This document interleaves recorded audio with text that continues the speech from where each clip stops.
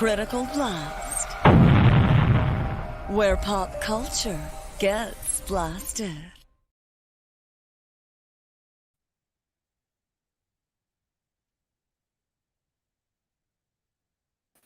This is where you talk, Damascus. Oh, okay. Hello, everybody. My name is Damascus Mincemeyer, and you are listening to Critical Blast. And with us tonight, we have horror author Brooklynn Dean. So say hello, Brooklynn. Hi. So you've got a recent book called Deification that you've released. I do. A couple weeks old, almost a month. Yeah. All right. So I'm going to steal a line from my friend, Mr. Deadman. He does lots of podcasts, and I'm going to ask you this. Who are you? What do you do? And why do you do it? Oh my goodness. Well, who am I and what do I do? I'm a writer and I write. I feel like that's a big part of who I am is writing. I don't know. To say who am I outside of that is like, I would go into a big existential debate, I think. So we'll just leave it at I'm a writer. I write. Why do I do it? I feel called to do it. I don't know. Can't explain it. I would feel weird if I weren't writing. So. Yeah, I get that. Yeah. So what drove you to write? Oh, I've always been writing. Like when I was a little kid, I used to think I wanted to be a poet when I was like 4, 5, 6 years old. I wanted to be a poet. But then as I got older and I started studying poetry, even in high school, I was like, oh no, this is not for me. I'm very rambly and I talk too much, and putting all these little concise things into so many lines can't work for me. So I started off thinking I was a poet, and then the more I got to read different types of literature as I got older, the more I realized I just wanted to be a writer of some sort. So that's always been a thing. Yeah. What kind of literature were you into? I was into Chuck Palahniuk when I was very young, which is weird, I'm sure. I think I read Invisible Monsters the first time when I was like 12. So he's been a really big influence on me, and I've been reading Anne Rice for a long time too because, oh my gosh, Interview with a Vampire, the movie came out when I was 8 or 9, I think, and I loved it. I've always loved horror. Like my mom never shielded me from horror or anything. So I grew up loving that kind of thing. Yeah, she was real encouraging. She and my grandpa especially. Like I remember being 4 or 5 watching Tales from the Crypt with them because they didn't want me to be afraid of things. Like they wanted me to be exposed to it so I wouldn't grow up with a fear of it. So I like started reading Anne Rice when I was really young too, just because I liked the movie so much. And my mom was like, "Well, there are books. Why don't you try the books?" And course, I didn't understand half as much of them as I do now, but I always read like Anne Rice, Chuck Palahniuk, stuff like that. We all read Edgar Allan Poe. I feel like everybody who's kind of creepy in some way, we all read Edgar Allan Poe. Of course. So, I mean, of course. It's a prerequisite, I think. You have to, yeah. But yeah, I think I was exposed to. I was also exposed to lots of horror when I was young, movies and fiction. I gravitated towards. I think the first horror movie I ever saw was The Howling. I think it was like 6. Okay. Yeah, I saw it on TV. I wasn't even born when it came out, but I saw it on TV and I was like, I like this. This is like my thing. You're like, this is for me. Yeah, I remember reading like the kiddie versions of Dracula and Frankenstein. I was like, I don't know. I was like the weird kid. I was the weird kid who was into that kind of stuff. But same, very much same. It's weird how you are like a weird kid and you're kind of an outcast, and then as you get older, you start to kind of find other people who are also weird, and you're like, oh, I'm not actually that weird. Yeah, that's right. All the things that become like a liability when you're young turn out to be assets later on. I think that's very important. A lot of I notice in deification there's lots of definitely a theme of like self-empowerment that goes along with that. Yes, for sure. And I should note, that's the one thing I like is the intelligence that's in the prose. The like it's a narrative that makes you think as opposed to just entertain, which I like. There's like a posing of questions that a lot of writers in the past do that. They would like ask questions of the audience, but I don't see that in a lot of current writing. That's very, very admirable. Well, thank you. Yeah, I always have like a theme I want to, whenever I sit down with a book, I never really think of character or plot or anything. I'm kind of a full-blown pantser in that way. but I always have a concept I want to talk about. And so obviously sitting down with deification, I wanted to talk about like idolization and admiration, deifying another human being and, explore that. And then I kind of just let the characters like lead me through that topic. So I think my stories always come out very questioning like that because it's my way of working through the questions I have about those topics. So Hmm. I don't really edit myself out of it in that way. Like a lot of writers, if you put yourself into your characters or whatever, I never do that. I kind of just put myself into the overall theme of it, and then I kind of let them help me explore it or something. I don't Hmm. know. That's So just that my diction. so would you I'm describe sorry. yourself as? Oh, I was going to say, do you describe yourself as an internal writer or an external writer? Like, external writer would be like someone that completely removes themselves from like putting their own personal views and stuff into their work. Um, Like I they say try Shakespeare, not. like they say Shakespeare was like an external writer. Like you can't see Shakespeare in any of his plays. Right. Yeah. I think you can probably see me in there. I try not to ever give like a full-blown opinion or a statement of fact. With the Word of the Rock God, my main character is Catholic and he's very devoutly Catholic. So a lot of people think that I'm very Catholic because Uh-huh. of it. And I'm like, I'm not at all. I'm not at all. Like, I think Catholicism, I respect people of like Christian faith 100%. But like Catholicism and Christianity to me, I always look at it kind of like the way other people are really into like ancient Greek mythology or something. Like I like to look at it as a theological topic.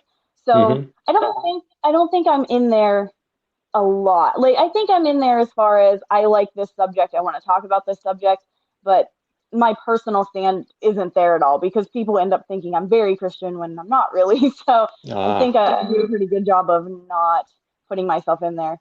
But nobody really seems to separate me from there. I get so many people who think because deification deals with like Christian themes and obviously Rock God does, and my like first novelette that came out, The Woman in Red Heels, talks about the devil. People think I'm very, very Christian, and I'm like, I just have a lot of questions about these things. I don't know. Yeah, I remember I when don't care. I wrote the review for Deification, I had to specifically point out that it was not like some sort of like Christian book, because I was like, Yeah. this isn't like that. But Yeah, I think a lot of people will just see it like a title or a blurb kind of, and they're like, oh, angels. Oh, okay, she's going to lecture me. I'm like, I'm not. I hmm. promise I'm not. So just talk about Deification a little bit. Tell us a little about the plot and the story and the characters. The plot, the characters, our main character, her name is Torrance. She's a very violent person. She's lived a very violent life, but she's kind of always just had these urges and she's acted on them, and there's never really been a big reason as to why. So she kind of discovers um, through third parties a man named Conrad, who she believes is this unholy savior, this antichrist type figure. And Hmm. he has to go through so many rituals to restore his power to him. Because biblically, from my research and my understanding of it, the Antichrist is not this big, powerful person. This is a half human, half demon kind of thing. So I thought, Correct. That's correct. so I thought that demon side might have to be awakened in some way. So in this lore of this book, that Antichrist has to perform rituals to be restored to power, but they also have to have a second person called their awakener do those same rituals to fully, regenerate the power. So she starts to believe that she is this awakener, and that sends her down a path of these like ritualistic killings. And because she's been so violent before, she already kind of has a gang of people that enact her violent ways with her. They kind of follow her. So that's the main plot without going too far into it. She's already where we pick up. She's already done a few of these rituals, so our sky's like already opened. Like the beginning of the apocalypse is here. She's got a couple more to go before all of this power is restored and the actual like end of days hits us. So that's I would say the main plot without me. It's so hard for me as the writer to know if I'm giving too much away or if I'm not saying enough because I have all of it in my head and I'm like, I know what I'm talking about. Like, do you know what I'm talking about? I understand that perfectly. To us, it all makes sense with our stories, but to everybody else, it's all like, what? When we try to Yeah, explain it, it's like we're trying to exactly. like we're trying to paint an abstract diagram with words. Yep. Yep. And it's so hard for me, the blurbs, the little excerpts, because I'm like, I just want to go on and on and on and tell you the whole thing, but I can't. I have to limit myself, and that's where my big mouth is like, oh, hold on, I think that's probably enough. I notice one of the recurring themes in there is what draws people to horror? Like what draws people to watch horror movies and read horror literature? Like what draws us as humans to violence? Like I noticed that's a recurring theme in that. What led you to put that theme in there in your work? That's another one of those little, like, I guess, inserts of me trying to explore my own, like we were talking about, you and I discovered horror at very young ages, and you're so drawn to it even as a kid. Well, it's like, as a kid, you surely are not an evil, vicious person, so where's the appeal for you as a kid? Why is that fun to watch? And then as an adult, where you're like, I'm looking at this and I know this is terrible and wrong and this is so horrible, why do I love it? And I think there's just different parts of us that we can't really express in real life. We're never going to. We don't have any desire to really do it. But I think with any fiction, I mean, the point in kind of getting lost in another world is being able to be somebody else for a minute. Maybe I can be Torrance and I can go be vicious and crazy and not have to worry about any ramifications of that or something. Or what's it like to not have any compunction, to just like go break into somebody's house like in A Clockwork Orange? Like, what would it be like to be Alex and just not care at all? And just, you can't really be like that in the real world. So I think it's kind of liberating in a way to just sit down with a book or watch an hour-long movie and you're like, well, I'm somebody who doesn't care. I'm somebody that doesn't have to worry because the demons are on my side. It's fun to not have the stress of reality or like worrying all the time about what's going to happen. So I kind of think that's a lot of the appeal of horror. Like, you can't really express those things in real life. So let me do it over here. Let me have fun with these characters. If I want to judge them, if it gets too bad, I'm still removed enough that I can. But, if it's too fun, then I can imagine, what am I like if I'm a part of this? I think everybody watches The Clockwork Orange and imagines they're part of Alex's gang, right? Like, I definitely do. I never just watch it as a third party. I'm always like, yeah, I'm right in there with him. Like, I don't know. So I think that it's just like liberating to kind of be in this world where you can do whatever you want. There's no consequences. You don't have to worry about anything. And you get to express things that you can't. So. Yeah, I definitely agree with that. I also think there's something to it. The people who truly really identify with horror identify with like the misfit and the madman and the monster. Like, I know everybody that likes escapist fiction, whether it be science fiction or comic books or whatever.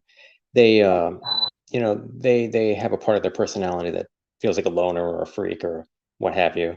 But I notice particularly with people that like horror, it tends to be that we almost identify with the monster because it's kind of goes back to like H.P. Lovecraft's, the outsider. We view ourselves as the other, as the creature, and I think that has a lot to do with it also. Because if you look at something like Friday the 13th or Nightmare on Elm Street series, I mean, who really is the hero of those stories? The audience made Jason Voorhees and Freddy Krueger the heroes of those stories, even though they're horrible creatures. People are obsessed with villains. Like, people love their villains. I love Freddy Krueger. Like, I'll tell you right now. And if you think about Freddy Krueger, especially his backstory, you're like, oh my God, that is a horrible human being. There is no reason for me to be like, yeah, Freddy. But I watch Freddy versus Jason, and I'm like, oh, get out of here, Jason, because Freddy's not.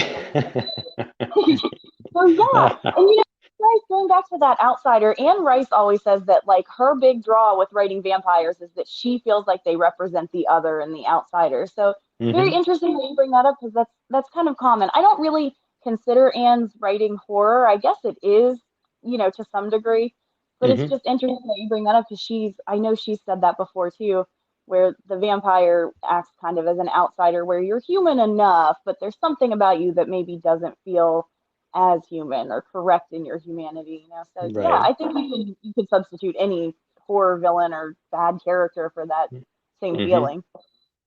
Yeah, because I noticed Clive Barker does it a lot in his writing. Like if you look at his novels and short stories in particular, the monster rarely is the villain, and I tend to do that. I'm a big Clive Barker fan, and I notice in my own writing I also tend to do that.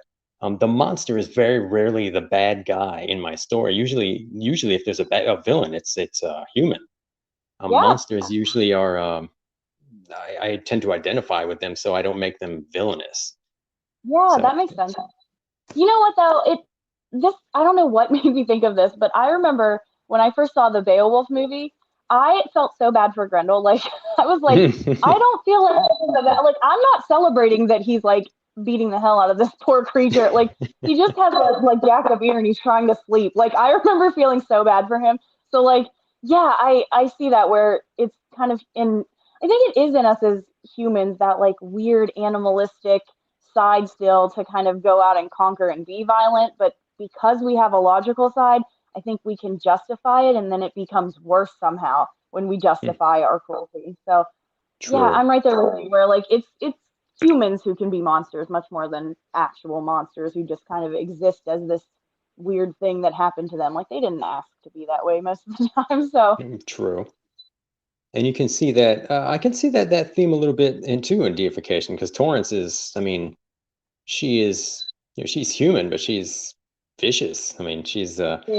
she's a villain. I mean, that's the other thing I really liked about it, is that it's not just it's not like it's not a book with just an anti-hero as a protagonist. It's an actual villain. I mean, she's a straight up adversary, and she doesn't back down from it, and she admits it. And Yeah, she revels in it. Yeah. yeah, what led you to do that, to have that, to feature an actual villain as a protagonist?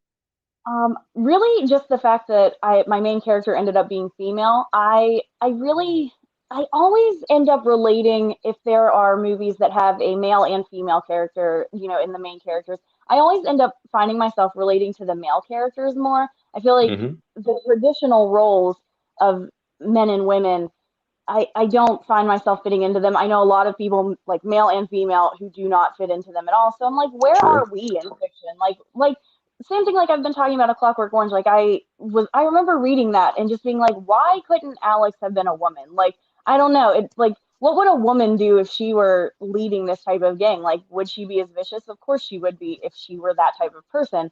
So that's kind of what led me into writing her just so violent because I get so sick of it always being like the Twilight trope where it's like this vicious killer man and this like shy little girl. Like, no, we're not doing that here. Which is like why I always make like the war character. I always have men who are more meek or more shy or more reserved, more hesitant because I don't think those like non-masculine qualities that men have. I don't think they get represented enough in loving ways. I That is I true. am yeah, I'm all about men who are not traditionally masculine. So like Hmm. I don't want to write about like shy women and I don't want to write about bold men. I think we're oversaturated with those tropes. So I just like to reverse them a lot. And I didn't want to give Torrance any kind of like soft spot or anything beyond him. Like, she's got a soft spot for this gentle man, which was kind of where I really wanted to kind of love that type of guy that's not like an alpha male or something where you have this like Hmm. overly violent, doesn't care about anything or anybody person, but what she finds value in is that type of guy. So out of all of these people around her and all of the people she's done terrible things to, all the people who she's manipulated into following her, like that's really the person that she values above anything else. So that was kind of where I went with their like dueling personalities. They kind of went hand in hand where I didn't want my female character to have any kind of regret or remorse or sympathies for anything, and I wanted to have a male character who represented those things. So she just kind of became a villain just because I wanted to make her this bold, crazy woman. She just became that way. Yeah. Yeah, I've heard arguments before that that having a villain as a protagonist is a tough sell, because an audience wouldn't be able to identify with them, and also that if you feature them in a long enough, like if you have a series of them, that's a series of books or movies or whatnot featuring villain, that eventually they will stop being villainous and be forced to be heroic. I've never actually believed those arguments. I think if you write I think if you write anything interestingly enough, it can hold an audience's attention. Yeah, So I definitely. think that was a bold move, and I like that. That was very good. Thank you. Uh, Yeah. She kind of just happened that way. So, I mean, I'll go somewhere in my subconscious where she exists and I'll tell her that you've complimented her because I let my characters do their own thing. I don't really force them into anything. And she just came that way. I understand there's a sequel in the works. Yeah. I don't like to do sequels. I never do sequels. I always sit down with my books when I'm finished and I'll write a little bit of extra things if I just have ideas of what my characters are doing after, but they're not ever intended to be published or anything. But I just feel so called to these characters still. I just feel like their story is not over. And I have a lot of people saying they want to see more of War, and it's just so odd that he features a lot in this sequel. So I'm like, it all feels like divine like pieces of a puzzle coming together or something. Yeah, there's a little sequel here in the works. I'm about like I would say 25,000 words in, so it's not anywhere near done, but it's coming. Yeah, I would definitely like to see more of War featured in because I heard you built him up into like such a dynamic character, and I remember I was surprised. I was like, there needs to be more. There needs to be more to his story. So that's Where very is good he? as a sequel.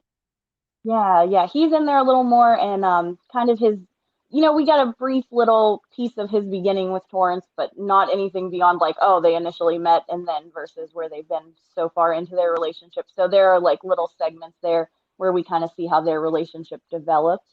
And I think it'll give you a different side of Torrance, but I think if anything, it'll just make you like War a lot more than you already do. At least Hmm. that's how I'm reacting to it. Huh. So take us into your writing process. Like, how do you write? Do you write longhand, write on a computer? Late at night, do you need silence, noise, music? What do you need?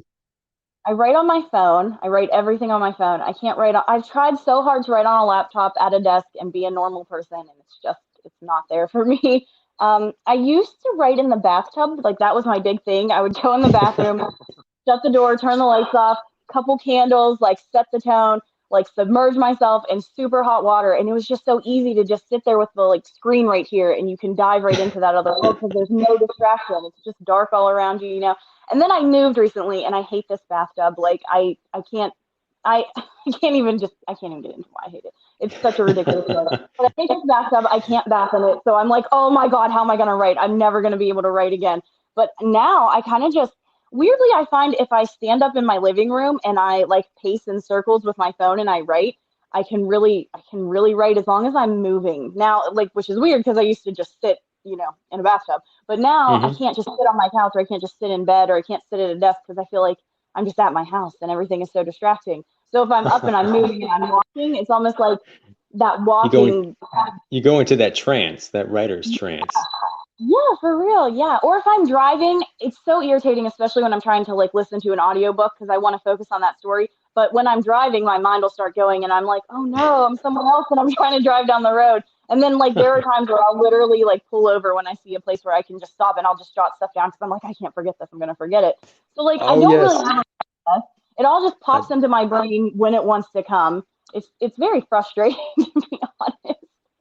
yeah, I do that all the time. You ever notice ideas come from like, the most mundane place, and you're like, wait a minute, I gotta write this down like right now. I'm Yep. famous You'll for be having like like little. cereal I'm aisle in famous for Target. having Yeah, I'm famous for having like little scraps of paper all over the place with like just bits of dialogue and paragraphs, and I'm just like, wait, I got a good idea. I got to jot this down now. I probably look like a nut because I've got all these like little bits of pieces of paper and stuff in notebooks and stuff on my computer and then I kind of piece it together as I Yeah, little go. napkins But and stuff. Yeah. This sequel is actually so frustrating to me because I'm getting scenes and they're just like full blown scenes are just coming into my brain like I'm watching them like on a movie screen in my brain. So I'm like, oh my gosh, I just have so much inspiration to write. But then I sit back and I look and I'm like looking at my full document and I'm like, I don't know where this goes. And like just before I got on here, I was like cutting and pasting something from the beginning and sticking it in later. And then I'm like, wait, now I'd have to change it. I'm like, I just got this one scene copied on my clipboard, and I keep going in like, nope, nope, nope, nope. So it's just sitting in its own little file now, and I'm like, I know it goes in here somewhere, but I'm no idea where at this point. So I wish I had an actual method to writing, but I don't. I, yeah, I know you're a big music lover. So how much does an influence does music play in your creative process? A lot, a lot. music. I can't listen to music when I'm writing because then I just become way too distracted by music. But actually, Yeah, the me too. the way Deification got started, I don't know. Do you ever listen to Ice Nine Kills? Sure. Yeah, okay. I like love them. I love Spencer Tarnack because like you if you write a full album about classic pieces of literature, like every song is about a different book, like I'm obsessed. I'm automatically sold. But I feel like the music is like perfect, the lyrics are always perfect, the content is always perfect, the subjects are always perfect. I just feel like that music is executed like perfectly. So I listen to it all the time. Ridiculous, like on repeat, nonstop. And I just remember one time, like I was sitting in Dunkin' Donuts drive-through, and Your Number's Up came on, their song that was inspired by Scream. And like I'd heard it Hmm. a million times at this point. It wasn't like it was the first time I ever heard it or anything.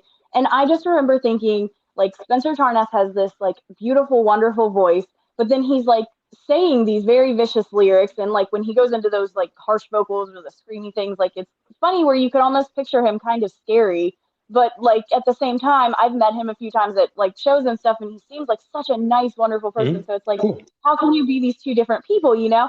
And I kind of started just musing about him, so I was like, I might have something here. And so that eventually, like this weird little Dunkin' Donuts drive-through musings about like Ice Nine Kills lead singer ended up becoming the first chapter of Deification, where like Torrance is sitting there listening to like Conrad's great orator speeches and hearing him murder somebody else.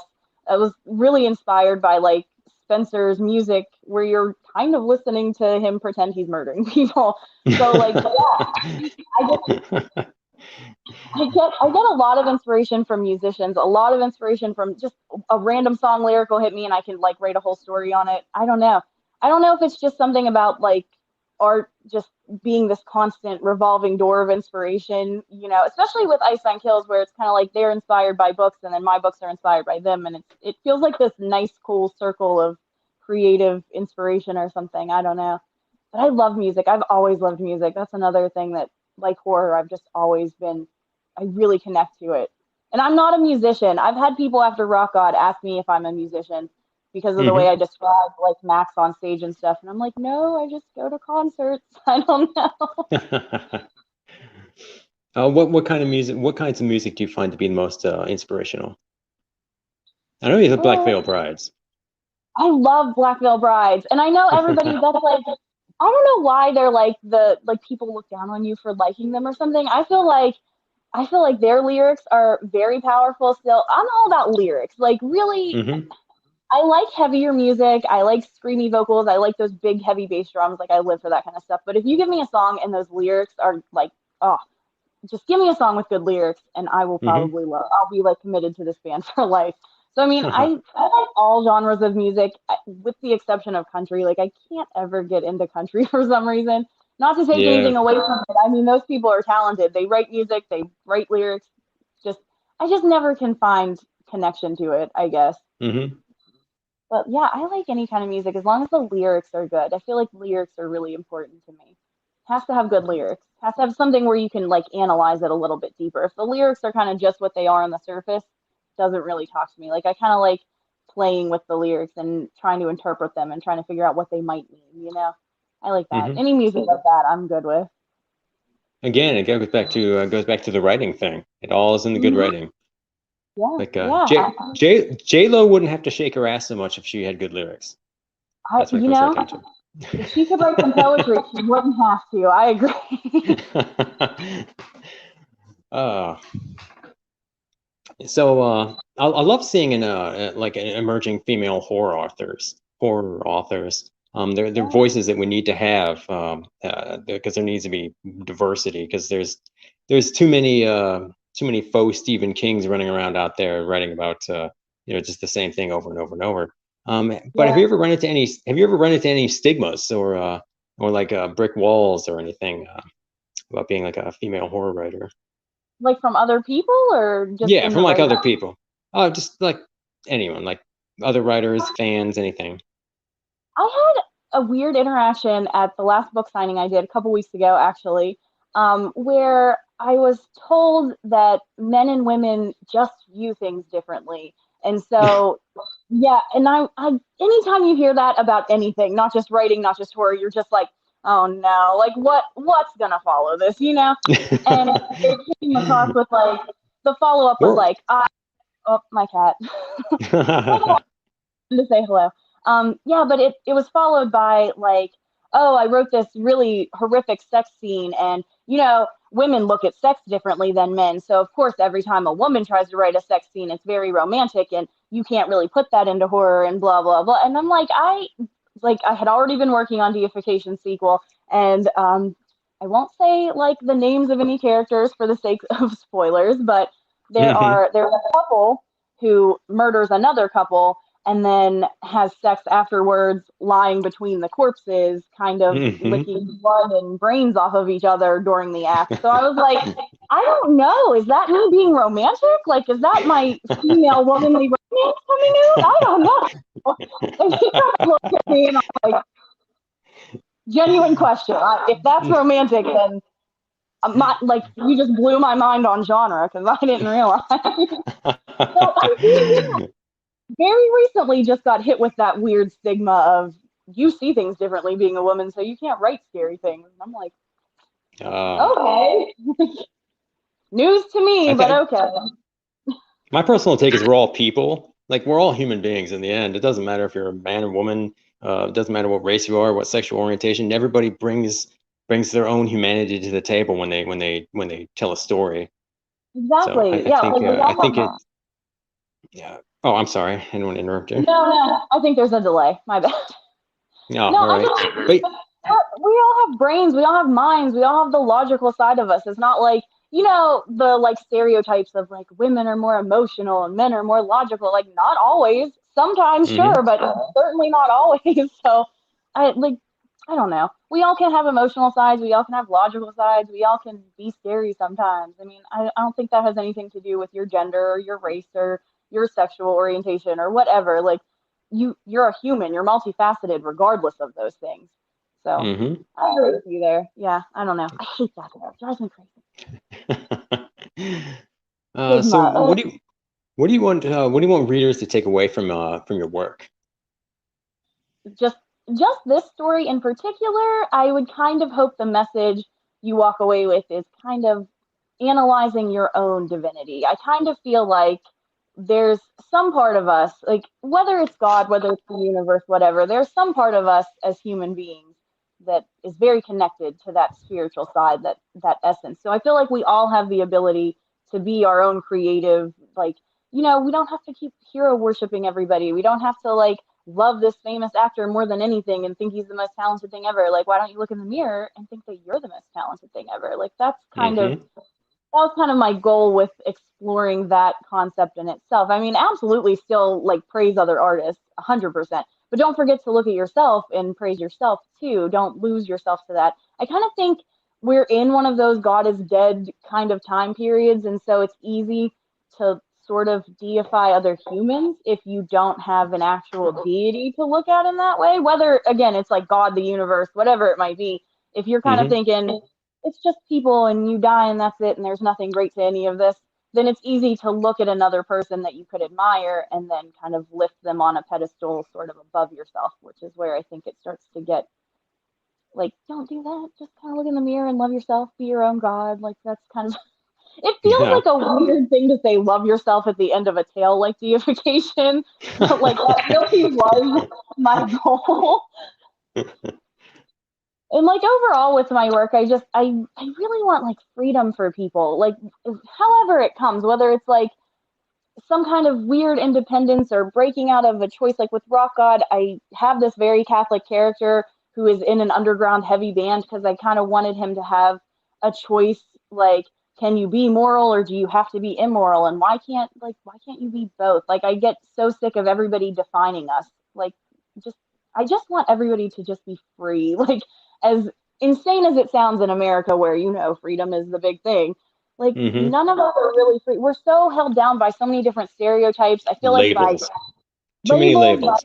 yeah, 100%. Whether it's like gendered ones, whether it's like religious ones, whatever. There are so many labels people can shove on you and automatically assume things about you just because you're a woman, or just because you're this, or just because you're that. I hate that.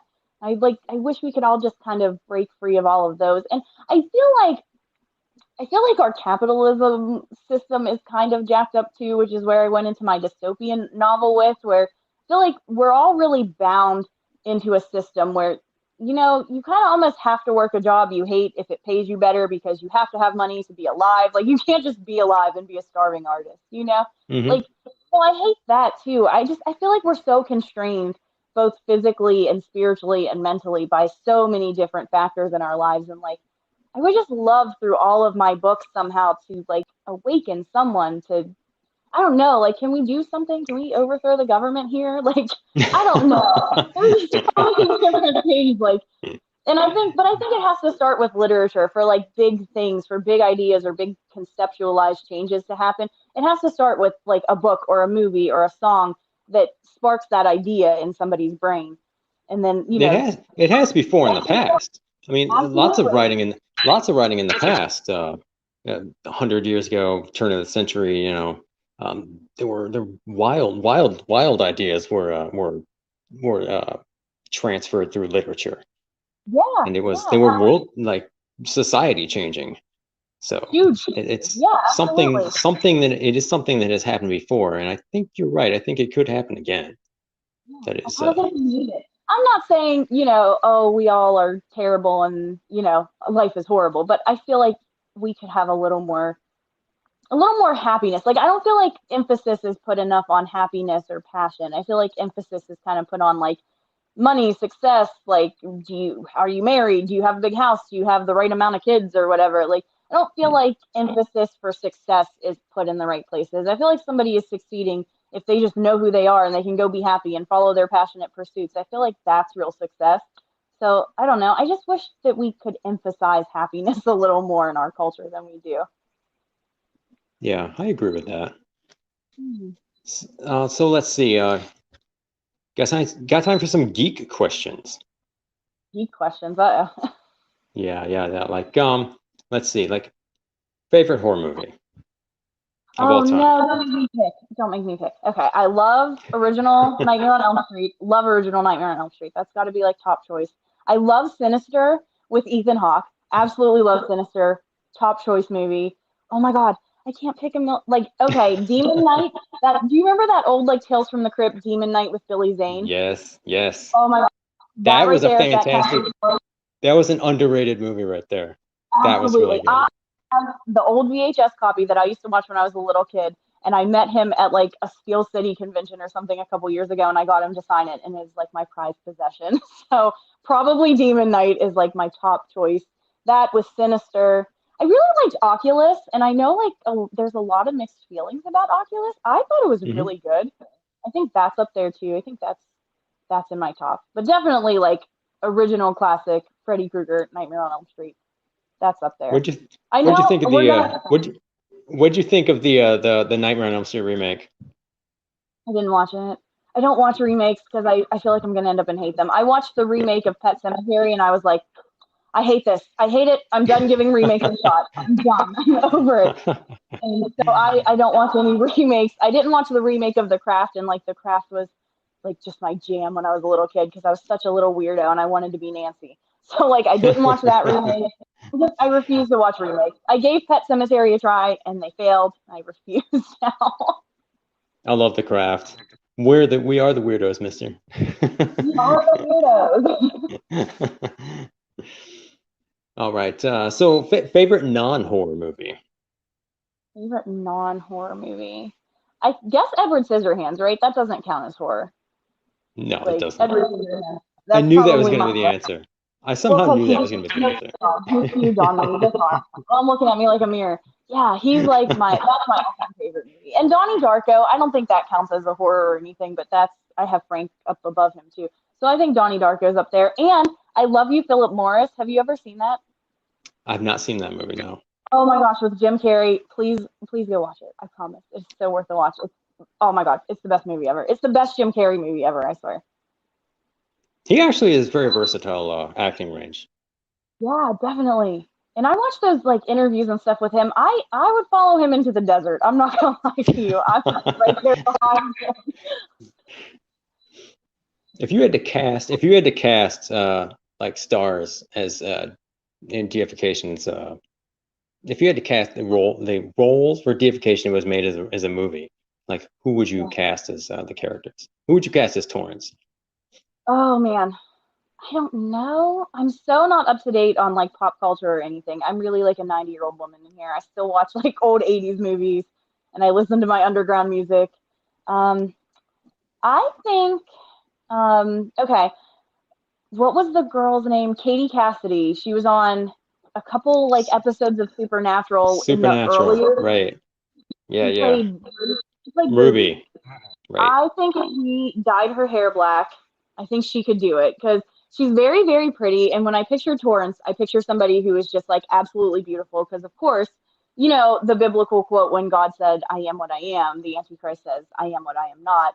So I kind of like the idea that she's very beautiful and appealing in that way. And then she ends up being this terrible, vicious person.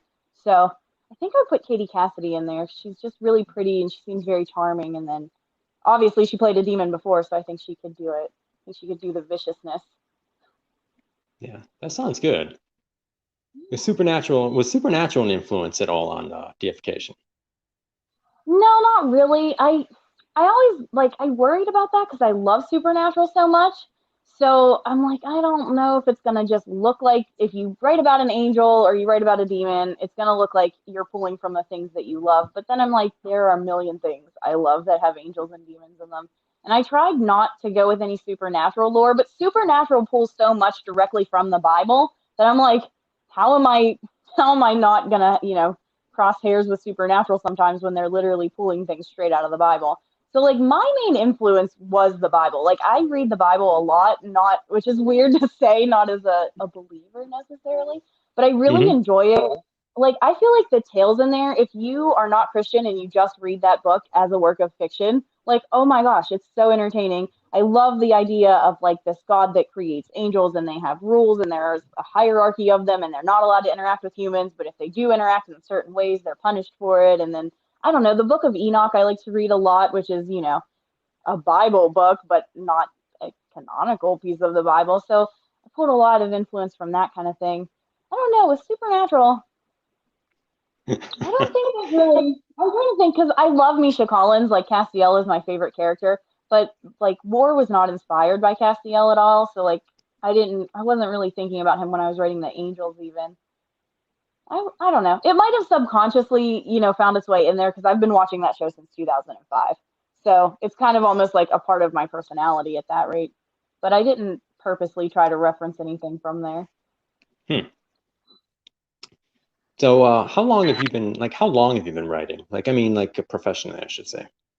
Yeah, like seriously. I want to say like the end of 2017, I kind of sat down and tried to start looking at it more seriously. Like I graduated college in 2012 with like a BA in English Lit. So it's been a goal of mine to work with books. I thought I wanted to be a publisher and then I don't know, I just fell off from it where I was like, I don't know if I want to spend my whole life reading books that maybe aren't my thing. And then it kind of just became a thing of, well, why don't you write the books that are your thing? Like you're kind of writing weird little things all the time anyway. Why don't you sit down and just try it from the other end of the desk? And then that's just, I guess, I would say like late 2017. And then I started like, I think my first published work came out January of 2019. So, it took me some time to really build up the confidence to go, no, this is good enough now. Or, I think I made it where I know what I'm doing. Only Was Word of the Rock God the first your first book? the first novel, yeah. I had a Okay. novelette come out before that, but that was the first novel. Yeah, the first Okay. full-length novel. Yep. How That many was have you had? 2019. How many have you had between that and Deification? Between Rock God, I had Fiberglass Galaxy and then Amethyst and then 2288. So I had 3 novels between them. Oh, so you're actually quite prolific. I mean, you write. Do you write quickly? Do you tend to write quickly? It seems like I do. I guess my production rate seems to be, I have a lot of people, even like other writers who are like, you like produce things so fast, but I kind of feel very lazy. I feel like there are a lot of times where I'm sitting here all day and I'm like, you should be writing, and then I don't. So to me, I feel like I could produce things a lot more quickly if I weren't so lazy. So I guess I kind of have a fast production rate, but I know it could be faster. I'm so lazy. It's such a problem. Typical So I don't know. creators guilt right there. Like I think all of us, all people who are creative sit there and go, I think I could be doing more. No matter how much you do, no matter what it is, no matter how good it is, you're like, it could be better and I could do more. 100%. I had Deification like uploaded into the system, ready to go, ready to hit publish and everything, like ready to set it up for pre-order. And I was like, no, it's not done. And I pulled it and I did a scene with a later scene with Conrad, and I was like, it's not done. I have to finish the scene. And I probably rewrote that scene like 6 times before I re-uploaded it. And I was like, I think I'm okay now. And I still look at that scene and I'm like, I wasn't ready. I rushed it. I don't know what I'm done with it at this point. I noticed there's a lot of ancillary material with Deification, like a lot of merchandise that seems to be in the offering. That's Yeah. That. how do you But like? I thought it I'm fit terrible. my theme. I'm terrible at self-promotion. So I'm like, whenever I see I something was like that, it's just very impressive. I'm like, that's very impressive when I see something like that. You literally just have to be shameless. Like you have to be like, well, people are gonna look at me and be like, really? And yeah, really. Here it is. Here's a link if you want it.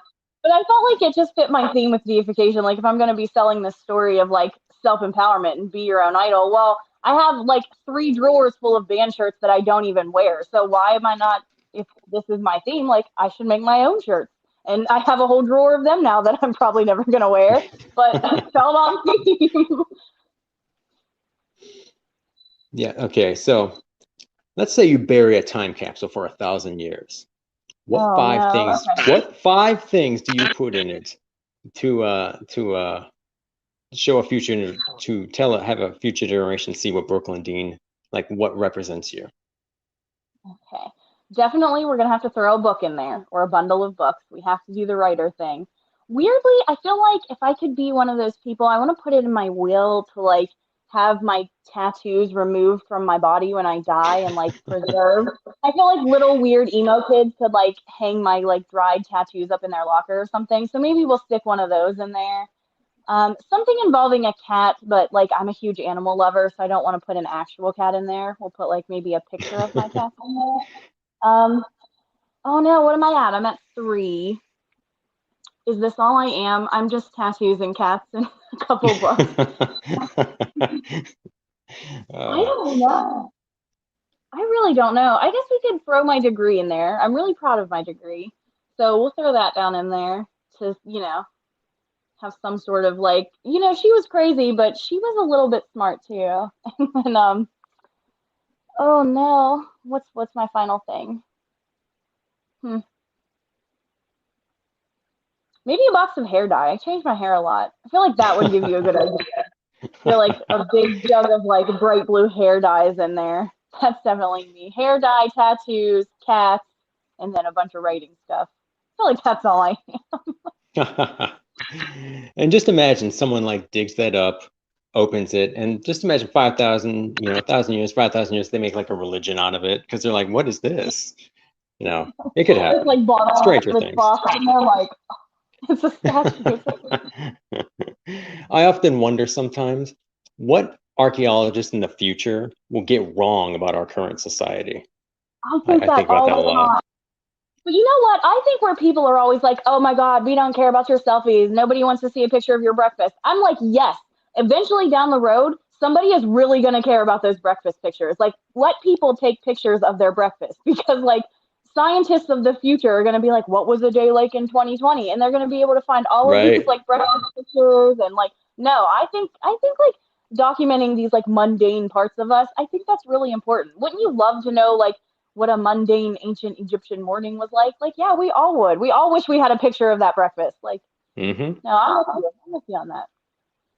Yeah, I often wonder about like with the rise of the digital age, like what are like future generations like 100, 200 years ago, like what are people going to make on like 200 years of like someone's everyday tweets from like, like today or yesterday or something like that, what are they going to make of that? I often wonder about that kind of things. And I think like technology is going to advance so far. I was watching Titanic the other day, and it's just weird to think about like how like imagine if those people had cell phones or something. So then it makes you think like, well, another 100 years down the road, are they going to look at us and be like, those poor people, like they didn't have X, Yeah, Y, or Z technology, yeah. They didn't have robotic arms, those right? poor people. They didn't have private robots. But yeah, I think about that kind of stuff all the time. There was a That's guy I knew. There was a guy I knew when I was a kid. He would bury beer bottles in his front yard specifically to give archaeologists in the future something to ponder. And I was like, hmm. I love that. I'm gonna start doing that. I'm gonna take like I'm gonna take the bag out of like boxed wine and bury it out in my front yard. So what's next for Brooklyn Dean? Definitely the Deification sequel. That's definitely coming. I'm working on two other stories. They're so out of left field for me. Like, this is kind of my first real horror novel, but I always kind of write about angels and demons and death, and like, there's always a darkness to the writing. But I'm kind of Hmm. working on a story now that I started like years ago, like 2015-ish, and it was where I got really cranky about like those Twilight themes of like the ancient guy and the like little girl. So I wrote like a kind of reverse of that where I had this like ancient evil female character, and then she kind of ran into like a modern day like Shire kind of guy. So I kind of was sitting down with it and I was like, this actually isn't bad. I expected it to be terrible. So I'm gonna play with it a little, see if I can get it, decent enough. And then I might release this weird like paranormal romance out into the world, which doesn't I hate it because I hate the stereotype of like women writing romance and I don't want to fall into it, but at the same time, if the story needs to be told, it needs to be told. So we're just But it gonna would be a Brooklyn Dean twist on a romance. It wouldn't be it just like would it be wouldn't be like an ordinary romance. no, apparently I have a darker mind, so I guess it would probably be a little bit darker than a typical romance. So I take it you're not a Twihard, not a big Twilight fan. I don't hate it. I feel like it gets a lot of unjustified hate. I don't feel like it's like half as bad as people make it out to be. I read the first book just like a couple years ago. I wasn't like amazed by it, but I wasn't like, well, this was just the worst thing to happen to feminism ever. I didn't feel like that. And I've been reading Midnight Sun, the like version told by Edward, and I've actually been enjoying a lot of his musings. There are like weird little lines where I'm like, why would you write that? Like there was one where he's like trying to talk about Bella being human and how that makes her so like just naturally fragile being this like mortal human person. And like the line is Bella was like a soap bubble. And I'm like, why? Why did we compare her to a soap bubble? But like beyond little things like that, I don't think it's terrible, but not my cup of tea exactly. Uh, so any closing statements? Any plugs you need to throw out there? Just go read Deification. I promise if you haven't read it yet, it's worth a read. Like I worked really hard on this. I think you will vouch for me that it's a pretty good story. So Indeed, that's I my closing will. I statement. was Go I was read it, go greatly read it. impressed. Well, thank you. So I guess that's it. Um, on behalf of Well, Critical thank you for Blast, having me. I would say thank you for being our guest, and I would very much look forward to interviewing you in the future when Deification sequel is released. Absolutely. We will set it up. Thank you for having me. All right.